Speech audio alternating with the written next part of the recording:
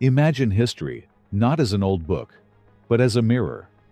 Not as a dusty archive, but as a living voice that asks you today, where are you going? In a world where facts are turned into opinions, and the past is often distorted or forgotten, we do not need more data. We need more meaning. We need someone who understood that history does not merely recount what was, but reveals what is, and warns of what may come again. One of the great minds who saw history this way was Abu Ja'far Muhammad ibn Jarir al-Tabari, a scholar, a Quranic commentator, a jurist, but above all, a historian with an exceptional clarity of thought. To him, history was not a decorative aspect of scholarship. It was a moral education, a mirror of society, a call to responsibility. In this video, we explore: who was Al-Tabari? What was his message? And how can we apply his principles in our age of disorientation? Al-Tabari was born in the year 839 in Amal, in present-day Iran, into a world in transition. The great Umayyads had fallen, the Abbasid Caliphate ruled, but many conflicts, intellectual, political, and social, shaped the thinking of his era. Even as a child, Al-Tabari showed extraordinary brilliance. He memorized the Quran by the age of 7, began collecting hadiths at 9, and set out alone at 12 on a lifelong journey in search of knowledge, a spiritual hijrah that would define him. His path took him through the great centers of Islamic scholarship: Ray, Basra, Kufa, Wasit, Baghdad, Damascus, Fustat, learning from the greatest minds of his time. But he never accepted things at face value.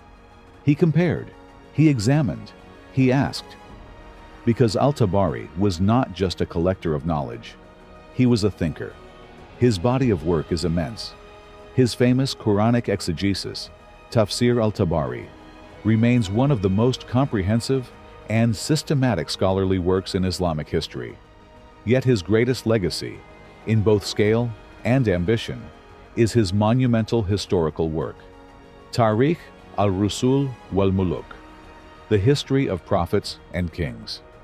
This work covers the history of humanity, from Adam to his own time.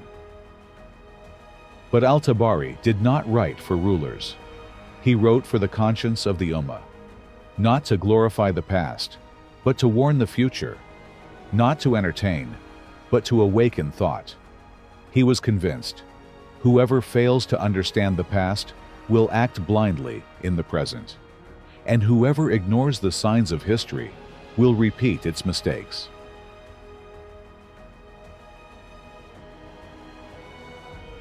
Al-Tabari's work is not only a mirror of history, it is a mirror of his intellectual worldview. 3 central principles are woven throughout his writings. They give his historical perspective a timeless character, one that speaks directly to the heart of our own time. Firstly, history is not a report. It is a divine test. For Al-Tabari, history was never just about recording events. It was a stage on which God's justice and human morality were revealed. He showed how power was abused and what followed, how empires rose and what made them collapse, how leadership failed when justice was abandoned, and how nations fell when they ignored the commands of Allah. But Al-Tabari did not write to condemn. He wrote to uncover meaning. He believed that history does not preach, it reflects the consequences. In today's world, where political decisions are often made without awareness of historical patterns, Al-Tabari's message is clear. Study the peoples who came before you, not to glorify them, but to avoid repeating their downfall. Secondly, truth is born through patience, not opinion. Al-Tabari was a master of careful inquiry. In his historical writings, he often presented multiple versions of a single event. He named his sources, listed transmitters, and quoted the chains of narration. He rarely offered judgments. He gave you the evidence and left you to think. In our age, dominated by quick conclusions, loud opinions, and short attention spans, His approach is revolutionary. He shows us that knowledge is not what you say first. It is what remains after long contemplation. For Al-Tabari, patience was not weakness, but the foundation of wisdom. He understood that truth needs time, time to mature, time to be tested, time to be understood. Thirdly, all history is spiritual, for it reveals divine order. To Al-Tabari, the world was not a product of random forces. History was a stream, directed by the will of Allah. Events do not happen by chance. They occur as tests, signs, and lessons. He described how God's justice is not only visible in the afterlife, but already present in this world. When tyranny brings down empires, when sincerity unites hearts, when patience triumphs over brute force.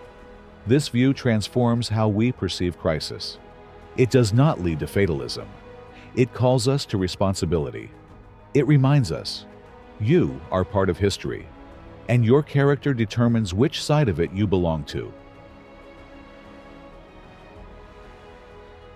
What does Al-Tabari's thinking offer us, here and now?